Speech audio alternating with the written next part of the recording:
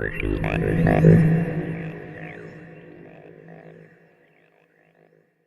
guys, hi, I'm Wade. Creed. And welcome to Slightly Mediocre. So today we're here to talk about the new Star Wars films, 7 and 8. So Star Wars Force Awakens and Star Wars The Last Jedi. Yeah. So obviously these are our own personal opinions. If you guys have any concerns or questions about our opinions, please let us know in the comments. And, if you guys are open to a friendly argument, I will be more than happy to oblige. Creed over here will be more than happy to oblige. And, remember, this is just an opinion, guys. This isn't, the end of the world that, we like or don't like certain things. It's fine. We're just two dudes in a garage, This is just our take on the films, just our opinions, what we thought about, what we liked, disliked. And we're just two fans of the whole series that, just want to give our take on it. Yeah, like I said, I grew up with Star Wars, so, Star Wars has kind of been in my life, for the past 23 years. So, it is something that means a lot to me, but, of course I'm not going to like things. People just do that. They don't like things. So, but yeah, let's get into the reviews. So, what did you think of The Force Awakens, the first one, episode 7? So, The Force Awakens came out in 2015, about 3 years ago. Great film. When I first saw it, I was stoked because, it's the first Star Wars film that's been out in the past, 10 years or so after the prequels came out. And so the films are set, 30 years after the events of the original trilogy. So about, 30 years or 20 years after Return of the Jedi. And it was a great film, but, my opinion when I first saw it, after the initial euphoria of seeing the opening title, the initial, excitement about building up to the film, it was like a copy-paste, and that's my opinion. They're on a desert planet, they're escaping from the Empire, they take the Falcon out, and then they fly off. It was just like, a copy-paste of, A New Hope. And that's the only thing I really disliked about that. They kept trying to bank on fans' nostalgia factor that, I miss the old films, I miss how the original trilogy was, so let's just kind of revamp it, not really a full reboot, but revamp how the old films were. But they took the same plot of A New Hope and just put it into a different setting with different characters and just try to make it work. And it worked to a certain extent, but it didn't hit me in the way that some other films that came out that year hit me with nostalgia factor. And it was kind of a bit of not really a turn-off, but I didn't really enjoy that aspect of the film. How about you, Wade? So you talk about the euphoria of seeing the title screen and everything like that. And listen, so one thing that was amazing about Force Awakens was the release, was the fact that, it's the first movie since Revenge of the Sith. Mm-hmm. And a lot of us, that are this age now, we weren't allowed to see Revenge of the Sith because it was PG-13 and, our parents weren't going to let us go stand in line for, 2 days to go see Revenge of the Sith. So, it was, I still saw Revenge of the Sith, but whatever, right? We're talking about the majority here. A lot of these guys, their parents, if they would only let them see it if they were also Star Wars fans themselves. Yeah. So, a lot of the guys that I went with, they were either the people that saw the original trilogy, way back in the 70s and early 80s. Then there was people who saw the prequels, which were kind of my age group. And then there was young kids, too, that, their parents were trying to get them really invigorated within the Star Wars franchise. So I saw it midnight release that Thursday. I dressed up, everything like that. Took in my lightsaber to the movie theater and wore my Jedi robe and everything. Excellent. Yeah, it was pretty rad. Sat between two dudes that smelled like Fritos. The stuff you do for Star Wars, man. But all of that went away as soon as that title screen came up and it said "A long time ago in a galaxy far, far away," and that aquamarine blue. As soon as I saw that, goosebumps, just goosebumps all over me. I'm just like, "Whoa, this is awesome!" And then then the scroll came, and watching through the scroll, and it's just like, oh wow, this is awesome. This is bringing back so many childhood memories because like I said, I've had Star Wars in my life since I was just a little dude, and it's just it was crazy to see it, and then they had the incoming score of the classic Star Wars theme, and you're just like, wow, this is awesome. So after the movie was done, obviously I was on a high of just seeing the movie and seeing the first Star Wars movie to be released, and I think it was about 10 years. Oh yeah. And it was just like, whoa, this is awesome. This is the best movie ever. Blah blah blah. I'll watch this movie like a million more times and never get tired of it.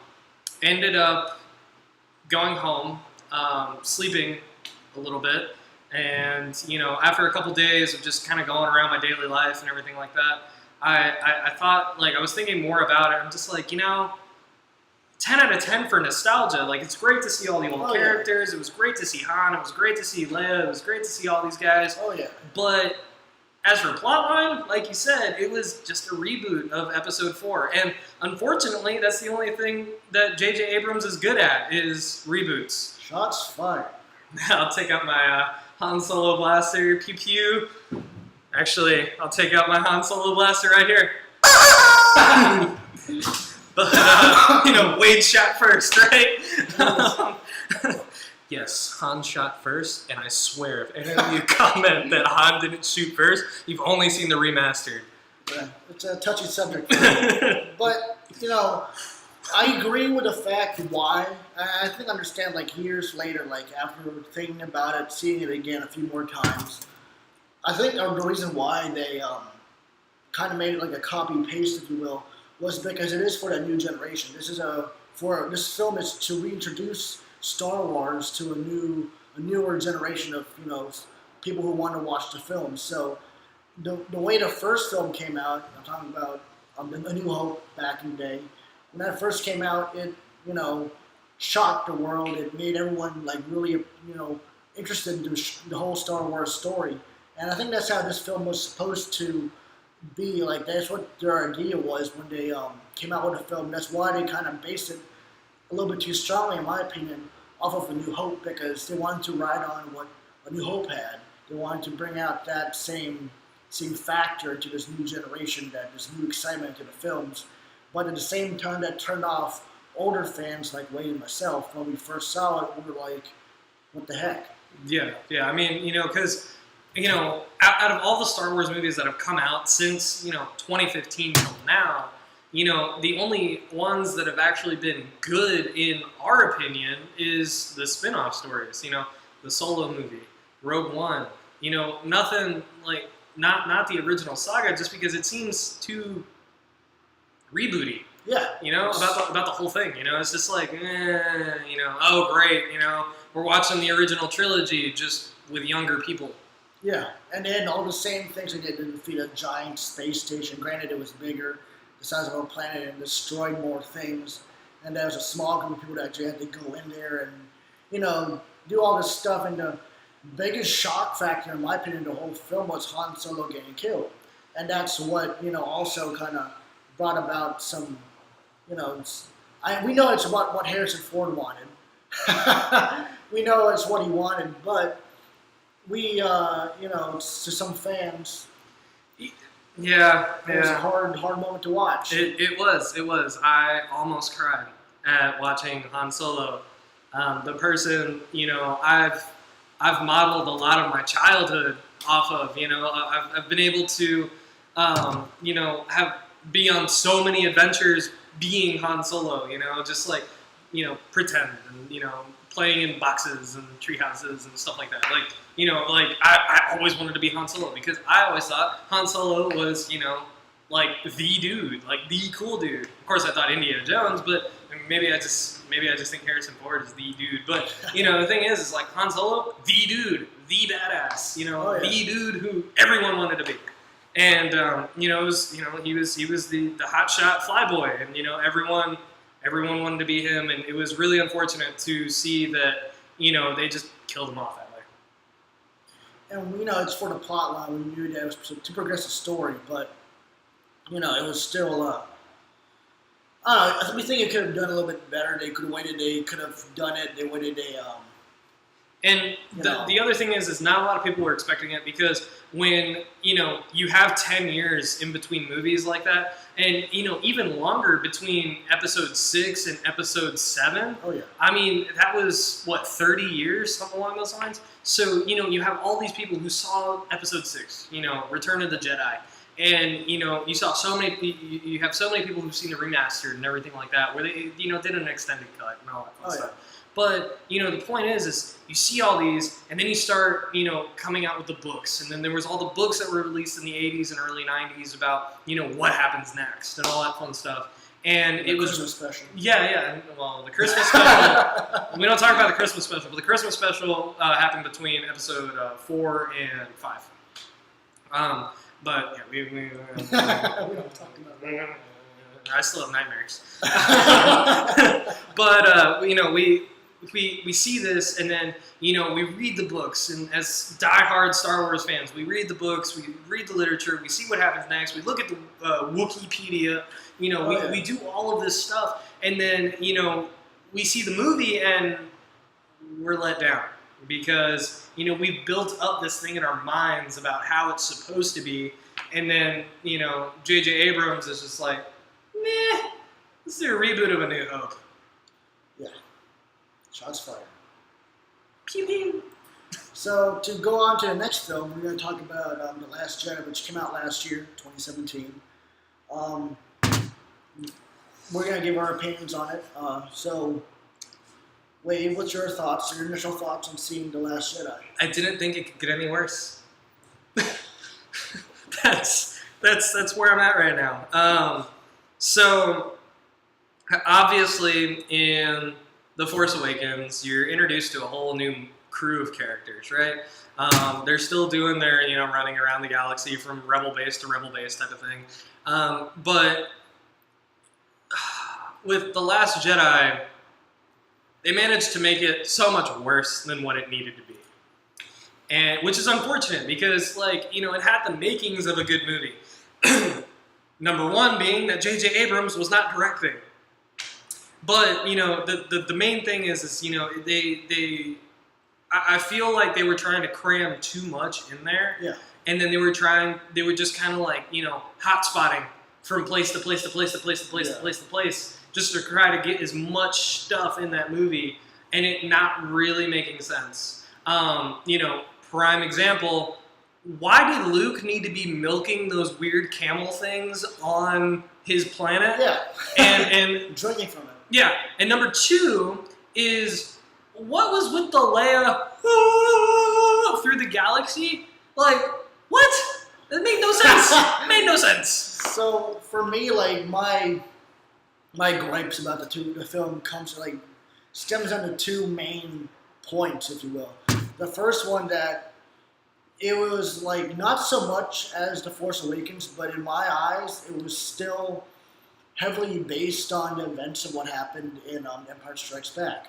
You can see different correlations. You can see them being chased by the Empire, being forced to evacuate in small ships, again. And then they're running away and then going to some casino place, some gambling den, which Cloud City was an essential, it was a gas mining place, but it was also a casino den in the upper levels.